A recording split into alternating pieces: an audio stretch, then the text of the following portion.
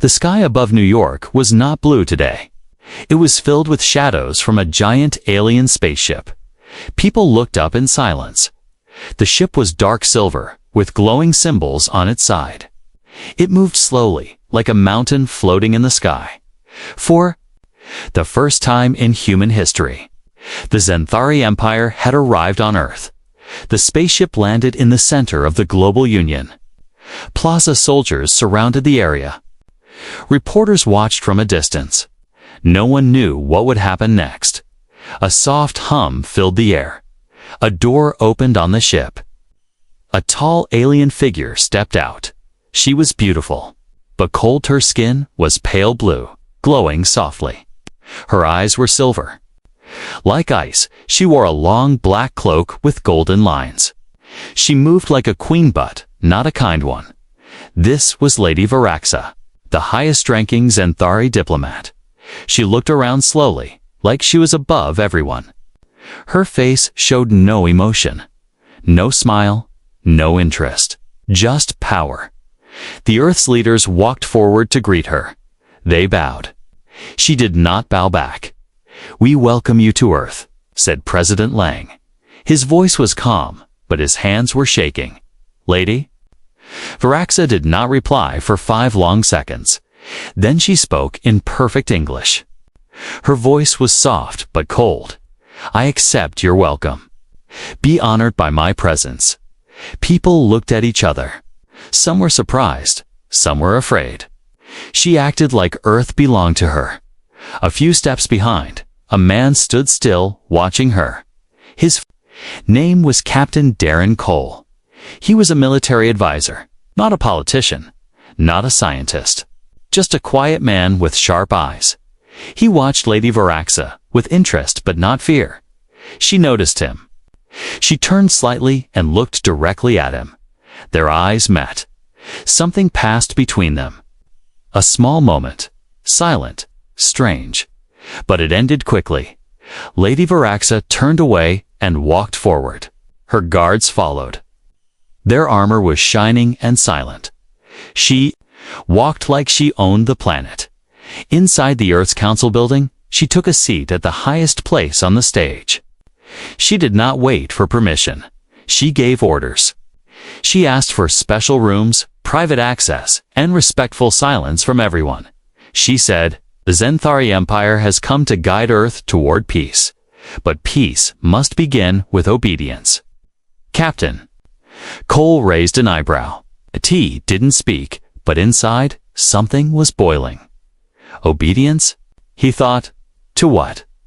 Later that day, Captain Cole was assigned to be her security liaison. It meant he had to assist her and report back to Earth's leaders.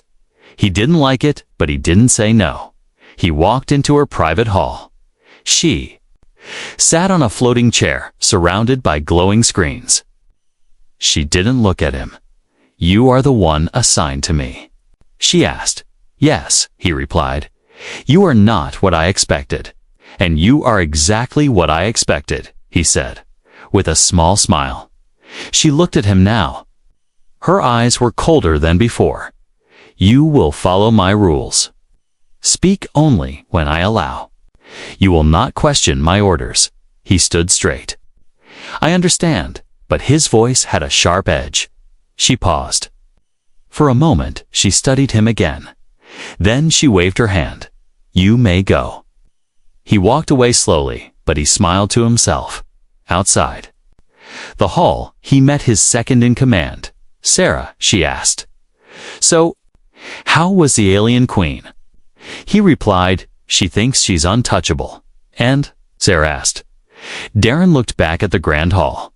He whispered, "Let's see how untouchable she really is."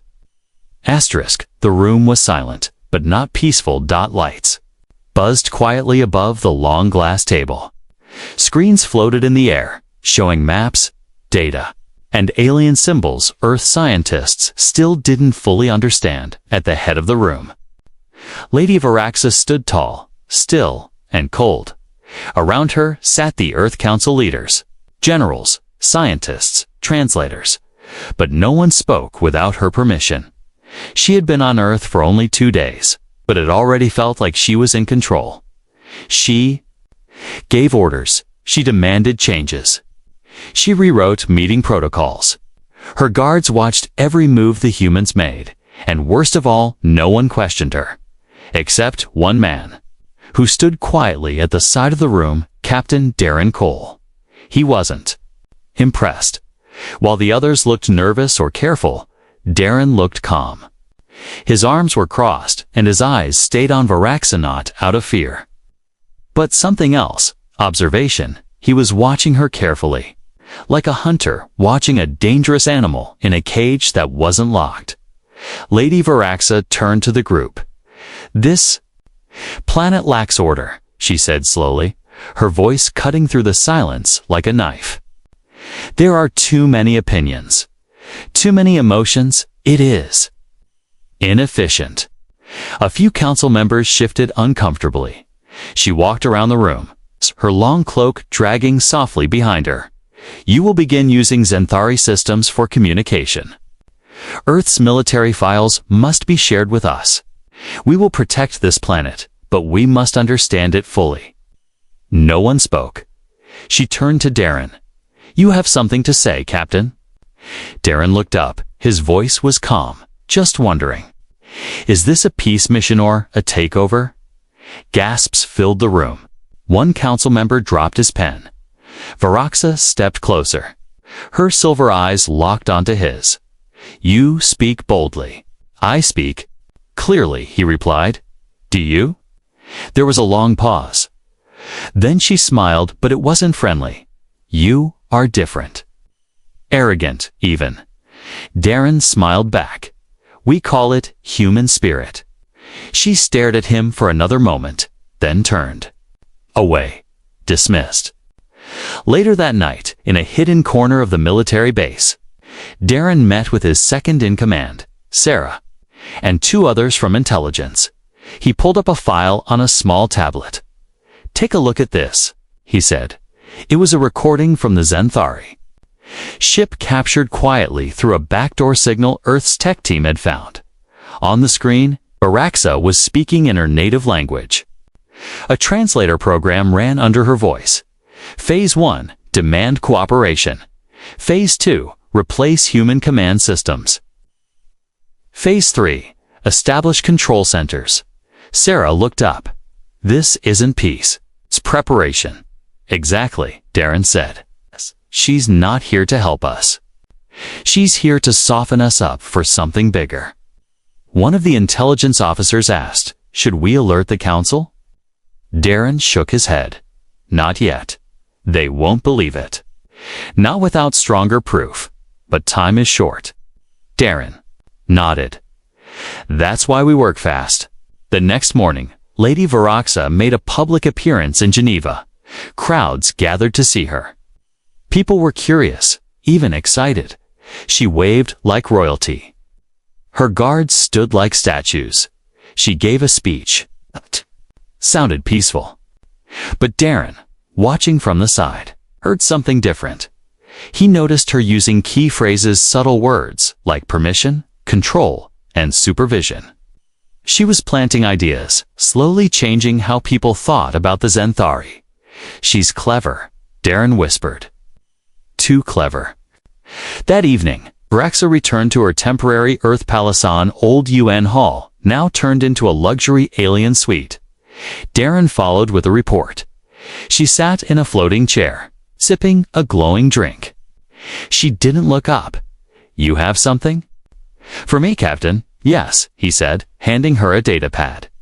"Earth troop movements, as requested." She scanned it without interest. Then she said, "You fear me." "No," Darren replied. "You fear what I represent." "No," he said again. She finally looked at him. "Then what do you feel, Captain Cole?"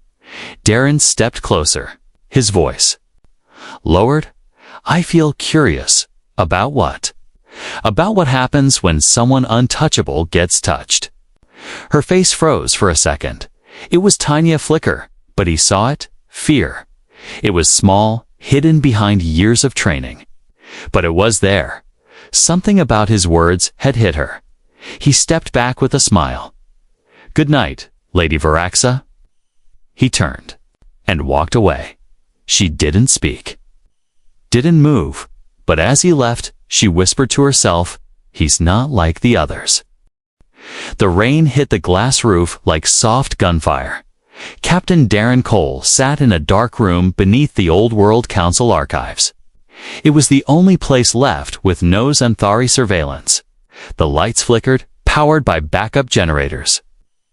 Above him, the city buzzed with alien drones, invisible to most. But not to him. He had counted 37 in the last 2 hours. Too many for a peace mission. Across the table, 3 humans sat quietly. Sarah, his second in command. Dr. Malik, a tech analyst. And General Thorne, recently suspended for aggressive perceive. Thinking, they weren't politicians. They weren't diplomats. They were the start of a resistance. Phase 1 is almost done. Sarah whispered, her eyes on the datapad. They're integrating their systems with ours. Media, defense, even traffic control. They're building a digital leash, said Dr. Malik. And we're the dog. General Thorne leaned forward. We need to hit back. Now, while we still have command centers not linked to their network. Darren shook his head. No violence. Not yet.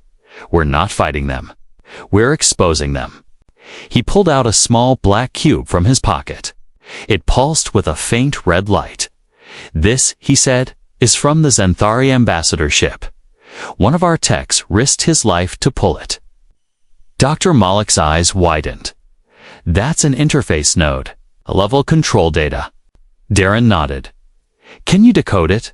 If I had 3 days and a miracle, you've got one, Darren replied. Pick whichever you prefer. The next morning, Lady Varaxa stood in front of a global audience. She smiled for the cameras. Her voice was calm, charming, like a teacher talking to children. Your planet is rich with potential, she said. But potential needs direction. It needs structure. Behind the cameras, Darren watched her carefully. Her words were carefully chosen, not promises, warnings. That night, another human disappeared. Lieutenant Marlowe, communications officer. And a friend of Saraswat's last seen near the Xanthari embassy. No one could find him. No logs, no footage. Just gone. Sarah was furious. They erased him, she said. They deleted every trace. Darren's face remained still, but his jaw clenched. They're getting bolder. General Thorne slammed his fist on the table. Still want to wait? Darren nodded slowly. Yes. Then he leaned forward. Because if they're getting sloppy, they're getting nervous. 2 days later, Dr. Malik had a breakthrough. The cube finally opened. Inside it, code flowed like liquid fires in Xanthari protocol systems. Military signals, even private orders from Lady Varaxa. And then, something strange. A file labeled Human Cognition. Anomaly. Dr. Malik read it out loud. Subject displays mental resistance to suggestion, emotional unpredictability, illogical bravery. Threat level. High. Sarah leaned in. They don't understand us. No, Darren said quietly.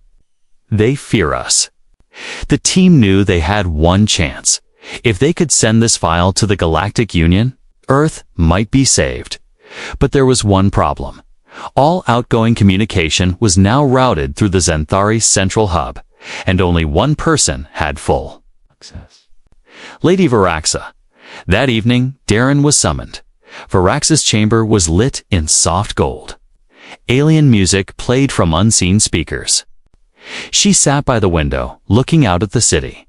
You've been busy, Captain, she said. He didn't deny it. You've been watching me, she continued. Studying me. He stepped closer.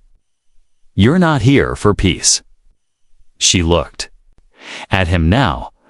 Her silver eyes shimmered. No, she admitted. The silence hung between them like smoke. Why admit it now? he asked. Because she said softly, "You are not like the others, and I no longer wish to pretend." She stood, her cloak floating slightly. "We could do great things, you and I." He tilted his head. "Is that a threat?" She almost smiled, an invitation. He stared at her, silent for a moment. Then he said, "I'd rather stay human." And with that, he turned and walked away. She didn't stop him, but as he reached the exit, she spoke one last time. "You won't make it out alive." That night, the team prepared for their biggest move yet. Dr. Malik uploaded the Xanthari files to a secure Earth satellite, a signal piggybacked on an old weather system, just outside Xanthari control. It would take 1 hour. 1 hour of silence. 1 hour without being caught. But 10 minutes in, an alarm blared through the base. "Drones, dozens, swarming in, they know," Sarah whispered. Darren looked at the screen. The countdown was at 49 minutes. He looked at his team. "Then we hold the line." Asterisk, the power went out at 2:13 a.m. No warning. No glitch. Just silence. In the underground bunker beneath the old European Parliament building, the screens blinked off one by one. For a few seconds, the only light came from the emergency strips lining the floor. Then came the sound, a low hum, like a storm, but deeper. Mechanical. Alive, Captain Darren Cole stood in front of the signal terminal, staring at the countdown. The data transmission to the Galactic Union was still running slow, steady, exposed. 43 minutes remaining. He tapped his earpiece. "Sarah. Malik, you there?" No response. The bunker wasn't shielded anymore. They were blind, and he wasn't alone. Outside the communications vault, Xanthari drones dropped from the ceiling like metal spiders. They didn't shoot, they didn't speak. They just moved fast and quiet toward the core of the resistance. Sarah pressed her back to the wall, pistol drawn. Her breath was slow, controlled, across from her. Dr. Malik was clutching the data cube like his life depended on it, because it did. They had one job: protect the signal. Meanwhile, above ground, Lady Varaxa stood at the center of the command dome, staring at a live feed of the bunker's destruction. She wasn't smiling, she wasn't angry, she was afraid. One of her officers, an elite Farid Xanthari, named Trelk, spoke nervously. "They are resisting harder than predicted." The file was uploaded. We traced it too late. Varaxa didn't blink. They weren't supposed to adapt this fast. Trelk hesitated. "There is ... something else." He tapped a glowing screen. We recovered part of a human neural scan. Of their soldiers, their minds are ... unstable. But the chaos makes them unpredictable, immune to suggestion. Varaxa turned slowly. "You're saying we cannot control them? We can't even predict them," Trelk whispered. For a moment, she looked into nothing. Her skin flickered faintly. Fear. Real fear. Back in the bunker, Darren reached the generator room. He opened the control panel, trying to reroute power. Suddenly, a voice echoed behind him. "You should not have done this, Captain." He turned slowly. Lady Varaxa stood there, alone. No guards. No drones, just her. She looked less like a goddess. Now, more like a ghost. Darren didn't flinch. "You came yourself." She stepped forward. "You have something I need." That transmission must be stopped. He stared at her. "Why?" "Afraid the galaxy will see the truth." She didn't answer. Instead, she raised one hand. A strange pulse hit the room. Darren fell to his knees. His vision blurred. The walls twisted. A high-pitched tone filled his ears. She was in his mind, probing, searching, pushing. But something pushed back. Not technology. Not training. Something older, stronger, human will. Memories flashed behind his eyes. His mother's voice. His team's laughter. The weight of choice. The sting of failure. The fire of survival. Vera X gasped and stumbled back. "No," she whispered.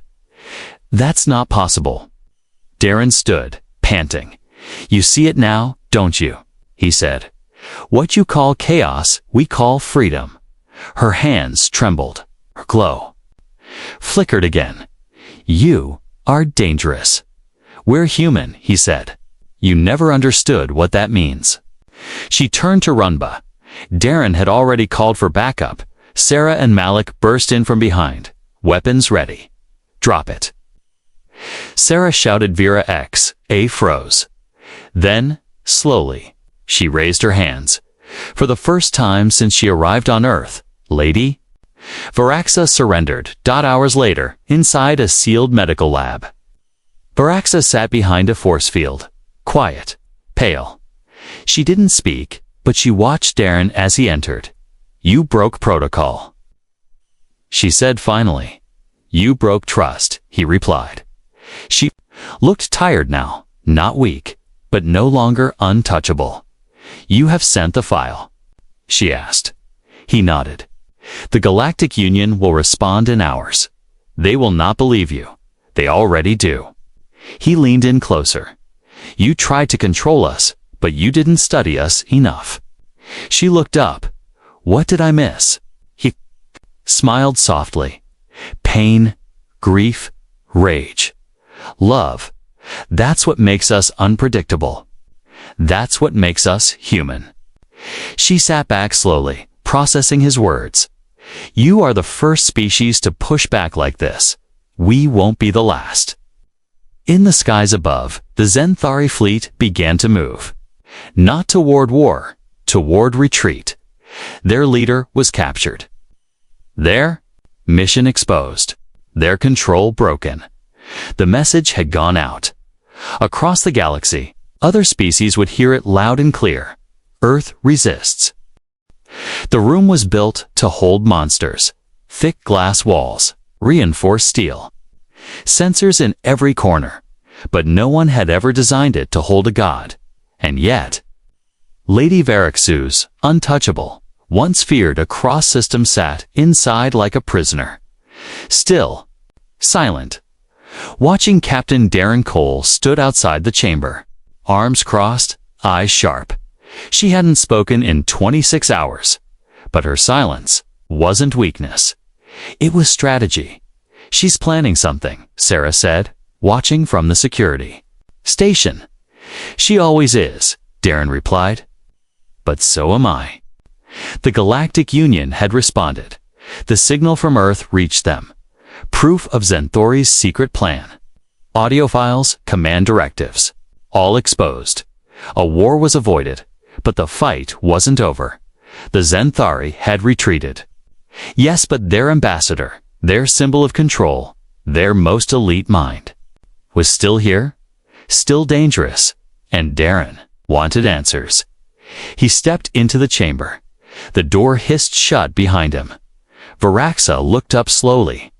"You should be celebrating," she said, voice calm. "You won." He didn't sit. "We're not done." She tilted her head. "You want information, secrets, plans?" "No," he said. "I want to know one thing." She raised an eyebrow. "Why are you afraid of us?" The room went quiet. Then she laughed, but it was empty. "You think this is fear?" He stepped closer. "I saw it in your eyes. When you tried to break me, you reached into my mind and pulled back your hand like it burned." She stood now, her cloak gone, her glow dimmed. "I have touched the minds of 1,000 species, bent. Kings crushed rebellions with a whisper. But not us." She stared at him. "No," she admitted. "Why?" She looked down as if choosing her words carefully. "You're broken," she said at last. "Your minds are fractured, full of pain, memories that serve no function. Emotions that fight logic, rage that turns into love, grief that becomes strength." She looked up again. "You don't follow patterns. You are not machines. You are Chaos. Darren didn't smile. He just nodded. That's the part you never understood. What you call broken is our weapon. Outside the chamber, alarms flickered. Dr. Malik burst into the control room, face pale. Something's wrong with the psychic dampeners. They're weakening. Sarah frowned. She's trying to push again. No, he said slowly. Someone's helping her. Back inside, Darren felt it. The air changed, colder, heavier. Vera XA. Single quotes eyes glowed faintly again. Not fully, but enough. She's tapping into the ship, he said out loud. Your fleet left, but you left something behind. She smiled now. We never retreat without layers. Suddenly, his earpiece crackled. Darren, pull out.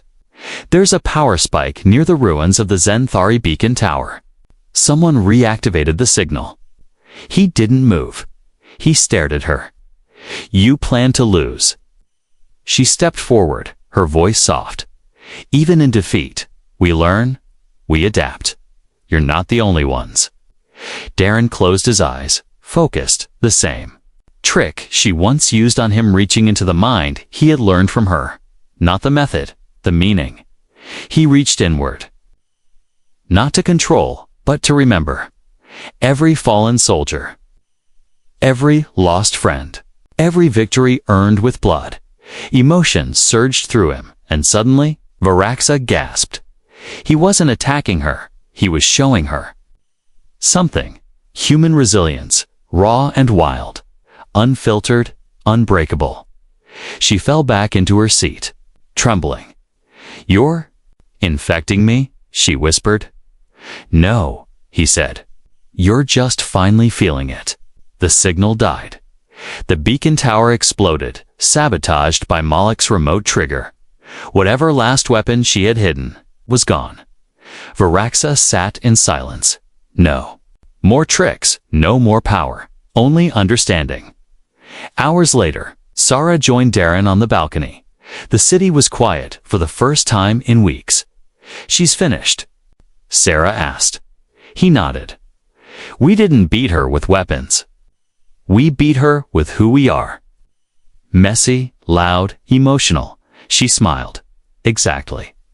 Darren replied. He looked up at the stars. They'll come again someday. Yeah, she said. But next time, they'll know. And somewhere, deep in a reinforced cell, Lady Varaxa whispered to herself. They fight like fire. They break like stars. But they rise again. And again. And again. Asterisk, the sky's over. Earth were too quiet, no ships. No lights, no hum of alien engines. For the first time in days, the shadow of the Zenthari fleet was gone. But Captain Darren Cole wasn't celebrating. He stood in Earth Command's war room, staring at a wall of dead monitors. Communication with several space satellites had suddenly gone offline, and in the heart of the command center, a silent message blinked in red. Unknown code signal origin. Orbital station OMIGA. Darren turned to Dr. Malik, who was furiously typing. Didn't we shut down everything they left behind? We did, Malik said. But this wasn't left behind. He pointed at the screen. This is live. Something's still out there. Meanwhile, deep underground, Lady Varaxa sat in her cell smiling for the first time in days. Her silver eyes flickered faintly, reacting to the pulse of the message she had secretly triggered. She wasn't finished. She had never intended to stay. Above Earth, hidden in the shadow of the moon, a small Zenthari stealth vessel powered up. Core pulsed like a heartbeat.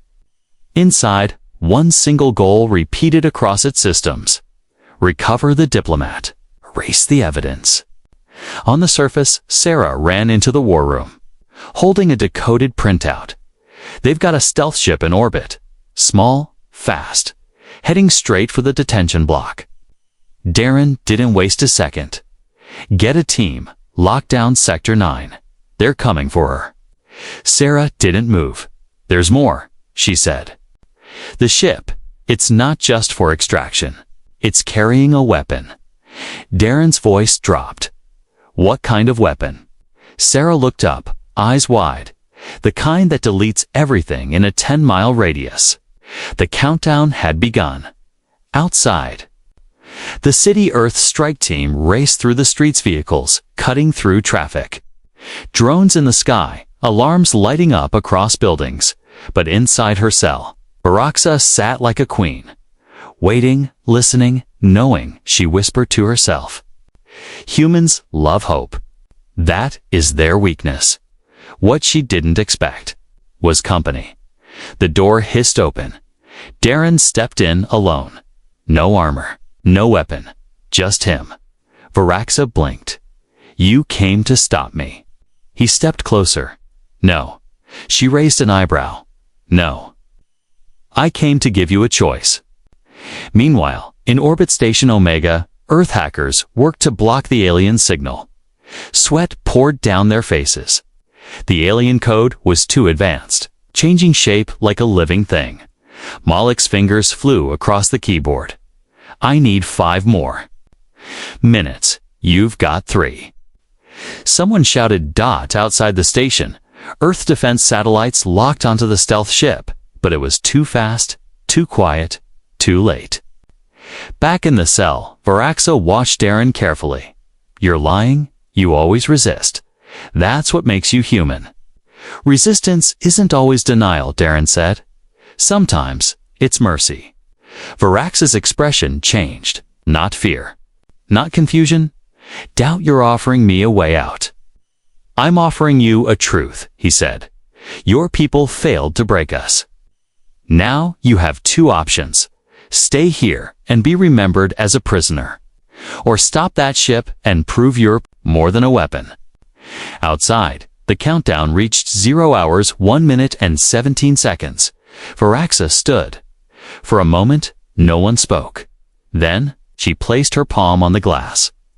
Release me. Darren stared at her, then keyed in the override. The cell opened. Sarah's voice cracked in his ear.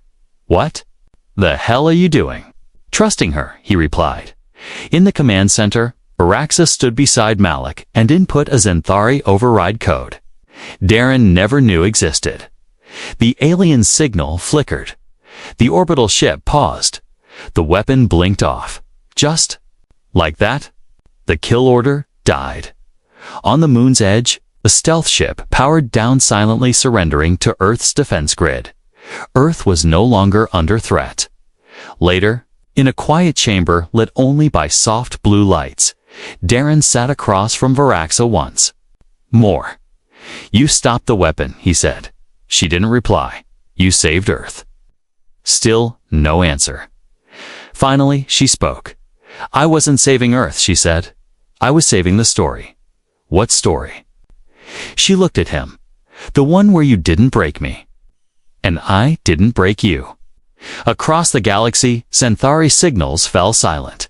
The collapse had begun. Without Varaxa's control, without victory, the Empire fractured planets once. Under quiet rule began to rise. Whispers of Earth's defiance turned into roars. The message was clear. Humans couldn't be bent. They could only be met. A cold wind moved across the stars. Once. The name Xanthari brought silence to every table, every council, every planet. They arrived like gods and spoke like destiny. No one questioned. No one resisted. Until Earth, until a human did what no empire expected, he said no. On a quiet morning, 3 days after the failed extraction and silent surrender, Captain Darren Cole stood on the roof of Earth Command, looking up at the sky. The clouds were peaceful, the stars far away. But news was traveling faster than light. Galactic news hubs had picked up the leaked files. Systems once loyal to the Xanthari began asking questions, and for the first time in decades, the Empire was afraid of questions. Inside, the Council, prepared to present Varaxa to the Galactic Union Tribunal. But Darren didn't care for the stage. He wasn't chasing revenge. He wasn't chasing applause. He had already won something greater. Sarah joined him, holding 2 steaming mugs, still watching the sky. Darren took the mug and smiled faintly, waiting to see if they come back. She leaned on the railing beside him. If they do, they won't make the same mistake. No, Darren said. This time, they'll bring bigger weapons. Good, Sarah said. So will we. In the lower halls, Lady Varaxa walked through the open corridors without cuffs, without chains. No guards followed her. None were needed. She had nowhere to run. And strangely, she wasn't trying. Her glow had faded. Not from defeat, but from reflection. She had touched the mind of a species that defied control. Not because they were perfect, because they were imperfect by design. And now, she wanted to understand. A message came through from the Galactic Union. Short, clear, we received your signal. The Earth has proven itself. Humanity will be offered full voice in the Union Council. We thank you for your courage and your warning. Read it once. Then again, Earth's voice would no longer be a whisper. Later that night, Varaxa asked to speak to him. They met in the same cell where everything had changed. She stood, no longer taller than him, no longer untouchable, just equal. I have studied war for 300 years, she said, and never imagined losing to empathy. He smiled. Most people never imagine humanity at all until they meet it. She looked down, then asked quietly, "Do you hate me?" He shook his head. "No, but I know what you could have been. That's what hurts." She walked to the glass, resting her palm on it. "I thought obedience made strength. You taught me something else." Darren replied, "Disobedience with purpose is what built this world. We rise because we question. We survive because we feel." The next day, Varaxa boarded a diplomatic shuttle, no longer as a conqueror, but as a case study. Not a prisoner, not a queen, but something new. A witness. As she left, Darren stood at the edge of the launch deck. She looked back just once. Their eyes met, and for the first time in her long life, she bowed, not out of duty, out of respect, across the galaxy. The ripples continued on mining colonies. Workers whispered the name coal-like legend on slave worlds. Rebels painted Earth's blue and green on their walls, and in distant halls of power, cold-blooded empires held emergency meetings asking one question no one dared speak before. What if the humans are not primitive? What if they are ... dangerous? Darren returned to his small apartment. No medals, no parade, just a window facing the stars. Sarah left a note on his door. "You didn't just stop her. You reminded the galaxy what it means to be free." He smiled, not because he was proud, but because he was ready. This was only the beginning, and far beyond the edges of known space.